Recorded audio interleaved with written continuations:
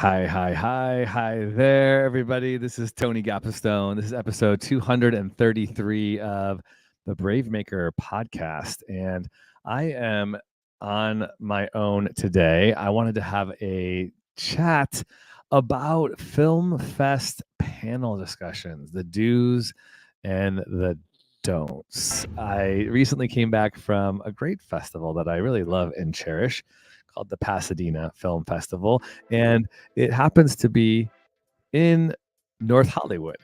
So huge shout out to Jessica Harden and Marco Neves. Ooh, I think I might be botching his last name. Marco and Jessica. I am very grateful for their work and their support, and got to be on a panel discussion. Really enjoyed it, and it went pretty well. Although there was an awkward moment and a good moment, a moment that I'm going to share a little bit right now because I think those kind of things are things that we can learn. So I did write a blog about this. If you go to bravemaker.com, you can see we have a media section at the top of our page, and there is a link to a most recent blog that I wrote. So I'm going to pull this up and kind of walk through some of these things because I also have a film festival coming up in July. It's our 6th annual Brave Maker Film Festival. And this is something I'm going to put out to all of our filmmakers who get selected because I really think this is something that can help filmmakers do better. Do better. Any filmmaker that has been to a film festival has maybe had the opportunity to be on a panel, to sit in a director's chair, to talk about the work and to engage with an audience, or not. Maybe you have not yet done that.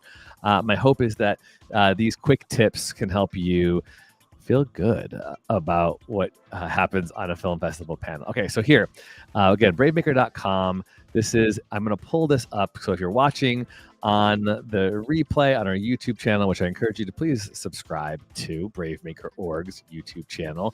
I hope this is something that can make your film festival experience successful. And if you're coming to Brave Maker, I hope this makes our film festival even better and equitable for all people. Okay, so first of all, when you get selected to a film festival, do your research. Even before you submit to a film festival, do your research. Know what the film festival is about. Know what their niche is. What kind of films do they love to program? And then, because that just will benefit you in the future. If you know the filmmakers, if you know the programmers, if you know a little bit about the city, right? I know our lives are busy and noisy, and we just kind of click on Film Freeway and submit to all these film festivals, maybe without knowing what they are about. But it will benefit you if you know those filmmakers, those programmers who are running the festival, and reach out to them. I really appreciate when filmmakers reach out to me and say, "Hey, I submitted to your fest. I'm looking forward to coming," or "I hope you select me." Again, don't be thirsty, but I think it helps. I think it develops a cool camaraderie that will benefit you. This is a relational business. Now, when you do get selected, you should research the filmmakers who are going to be with you, especially the ones who are going to be in your panel. That is a real easy thing for you to do. IMDb, you're hopefully seeing the block of films that you're scheduled in. IMDb those titles and see who the directors and the actors are. In this past film festival that I was just in, I got to be with some really cool filmmakers who have some cool acting chops and acting credits. And so I IMDb'd them and realized, oh my gosh, this guy's been on ER, the show called Primo, and this one was on Better Off Dead. This one was on Disney Plus's She-Hulk. Like really, really cool stuff. And at the after party, I could then have conversations with these filmmakers who were actors and talk about them, and maybe even like geek out a little bit on that. It was just really cool. So check that out. Do your research. Know that's something you should do. Number 2, be grateful for whatever time you get and use it well on the panel. I don't know about you, but I have to tell myself when I'm a filmmaker on a panel that this is not my moment. It's not my only moment, and it's not only my moment. I'm going to say that again. It's not my only moment. It's not only my moment. I'm going to be, in my mind, I'm going to be discovered. The paparazzi, are here to make me famous. No, that might happen. There's a very small percent that it might happen. but there's a better percent that you're going to have like maybe a few minutes to talk about your film, especially if it's a short film. And if it's a short film program before a feature film, like mine was this past weekend, just have good expectations or appropriate. Adjust your expectations. Okay. There are film festivals that don't even do panel discussions or Q&A. We call them Q&Rs, question and response after a film. But I think that's one of the most important things about a film festival is just the interaction with the makers and the hearing the behind the scenes stories. But sometimes you only get a few minutes, could be 5, could be 10, could be 20.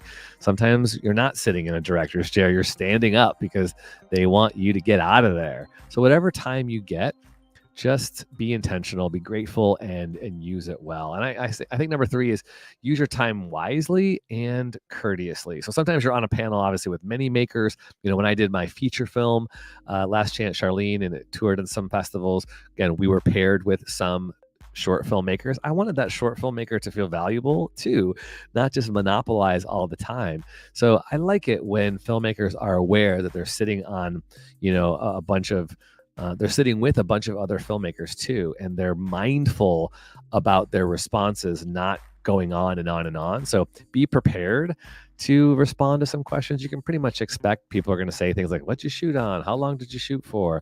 What was one of the things that you learned? What would you do different? What was a day that was really hard?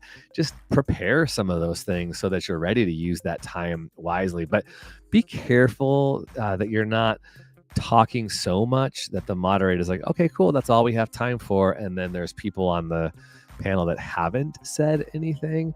I always love a filmmaker who's self-aware and maybe even sometimes looks around to their fellow panelists and asks them a question. Like, how cool is that? And if you can, directors, filmmakers, bring your crew and your cast up with you if they want. If they don't want, great, don't bring them. But it's a collaborative medium, right? It's not just about the director, you getting to talk. It's also to highlight your actors and your DP or your production designer if you can and if they want. If they don't want to, then that's fine too. But I always love hearing from all the craftspeople, which is my number 4: is listen to your fellow panelists and your audience members.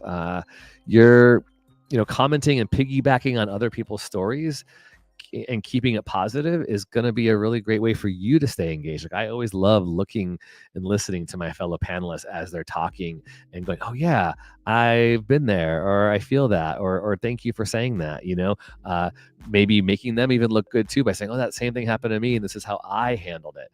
Doesn't mean you can't disagree, but make sure you're keeping those panel discussions moving forward and keeping it positive, which is my number 5. If you do share a story or advice that seems counter to what someone else says, just own it as your opinion or your preference. I always love when people say things like, I could be wrong, or I found that starting our day with 15-minute huddle for cast and crew creates a sense of togetherness, but this is my preference. Or if you believe that overworking your cast and crew with long hours is creatively fulfilling, then make sure you put that down as your 2 cents and your opinion is what works for you. Celebrate your accomplishments and those who got you there. Number 6, extend gratitude to the audience and to the festival. I think it's always a smart thing to be thanking people who are doing the festival and are asking questions. Oh, thank you for that question, or thank you for that comment. I really appreciate that. That's just a way to keep things positive and keep things engaged. And this is a real practical one. Number 7, project your voice. Sometimes people get a microphone and they think that they have a microphone so they don't have to talk loud, but you still have to use that microphone well and speak into it well so that the microphone reaches the whole audience. It's not like a theater where you're not using a microphone, you got to project in the last row, but some film festivals have a very tiny little PA system. They don't have, a stereo 5.1 Dolby surround, so your voice might just be coming out one little mic and one little speaker. Just be aware of that. You're a filmmaker. You can figure that out and problem solve. And number 8, I would say just also linger around after the panel discussion is finished. Talk to your fellow filmmakers, follow people on Instagram or TikTok and get to know people who are there and your audience members. You never know how that might build some cool relationships for your future. So this is, again, all on our blog at bravemaker.com. You can find the whole blog there. If you're listening to this on our audio podcast, I will put it in the show notes. Here's my don't do's. Don't blab on. That number one. Don't blab on and on and on and on and on. Just be concise. Again, that's being considerate to your fellow panelists. If you talk too much, you feel it in the room. You're kind of sucking the air out of the room. So don't blab on and on and on. I know we all are practicing our Oscar speech, but remember, you're probably sharing that with multiple people, as well as multiple people on your cast and crew. So I think a good director wants to shine the light on other people. It's like, hey, what do you want to say? Or our wardrobe costumer, can you tell that story? Or, oh, my DP, I want to make my DP look good. Let me tell a story about my DP. Number two, don't hold the mic far from your face. I said that above. Just very practical. You have to know how to use a microphone. Sometimes there's feedback when people are, too far, or if they're, to the left, too far to the left, or too far to the right. Just find yourself, if you can, center using a microphone so that people can truly hear you. I think it's funny when people are like, is this thing on? Is this thing on? Is this thing on? If you just say, hi, my name is, and you can hear yourself, you'll know. You don't need to even say, is this thing on, right? Number three, don't sway or move around. That's especially if you're not in a director's chair. Sometimes you're just standing up there and it can feel awkward. This past week, I was one of the filmmakers who didn't get a director's chair, and I just stood up with my team up there, and I had to just tell myself, like, I don't want to be distracting.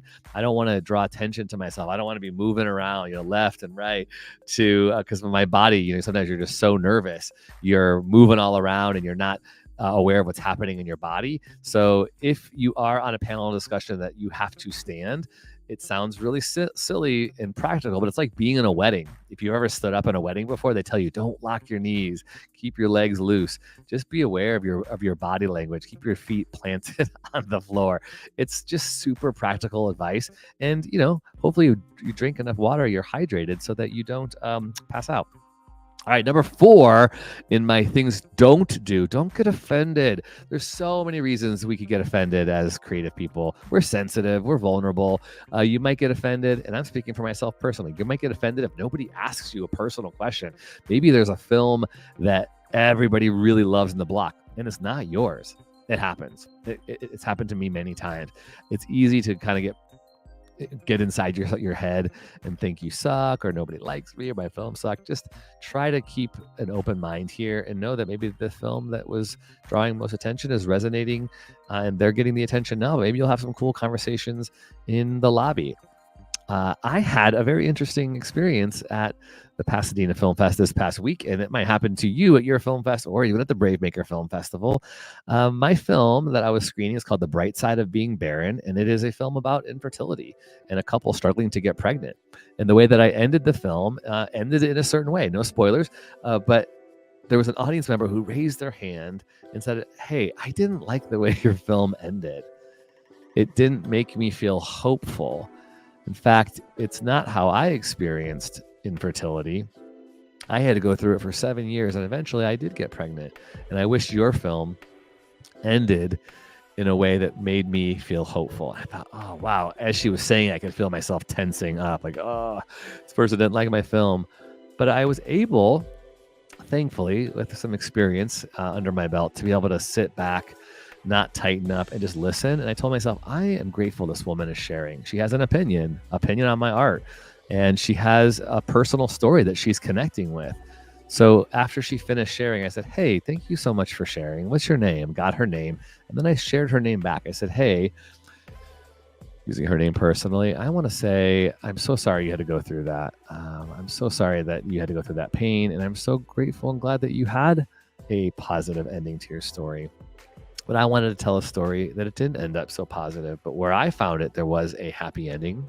Not all films have to have them, but I felt the way I depicted my characters is they came together and this is how they responded. And that was the story I wanted to tell, because not everyone has the same journey. It's different for everybody. And ultimately, I want my films to create conversation.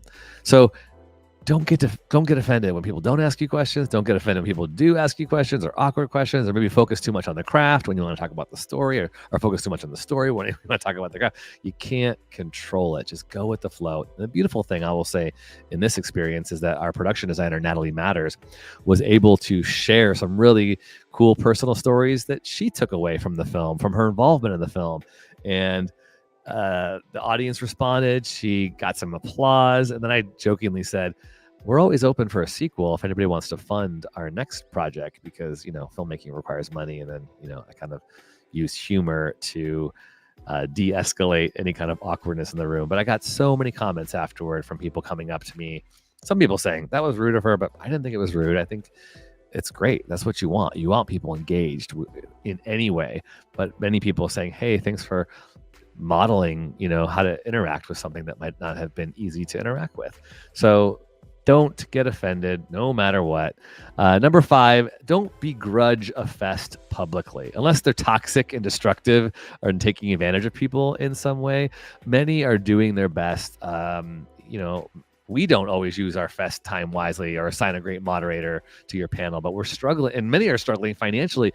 So your support means the world. Give feedback to a programmer via email, or take them aside if something could be better.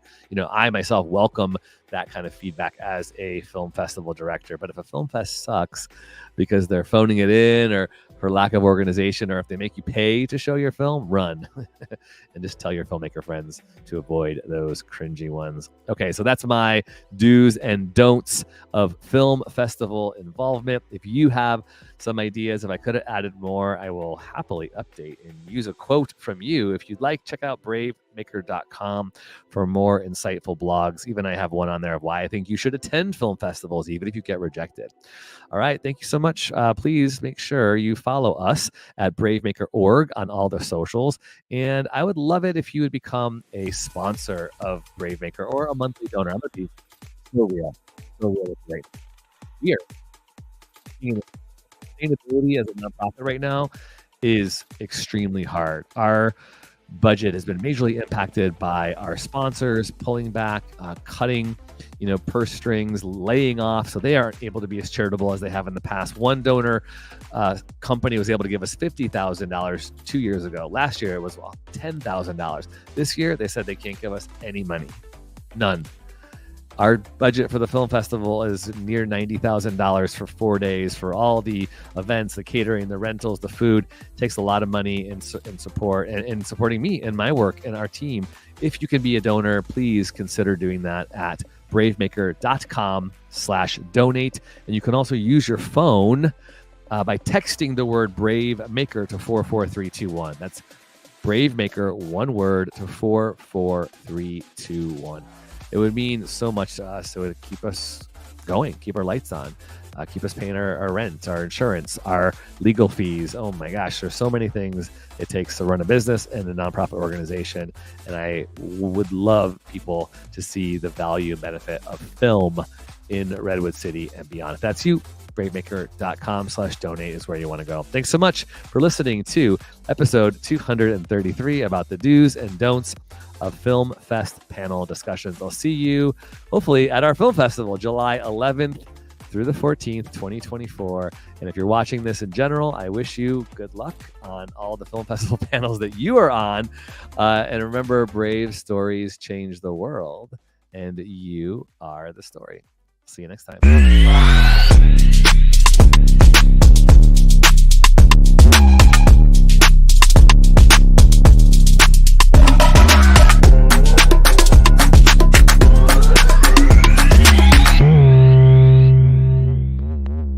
Follow us on Instagram, Twitter, YouTube, and Facebook at bravemaker.org. Like, subscribe, and share. To become a monthly donor, text the word Bravemaker to 44321 or go to bravemaker.com/donate. Thanks for tuning in.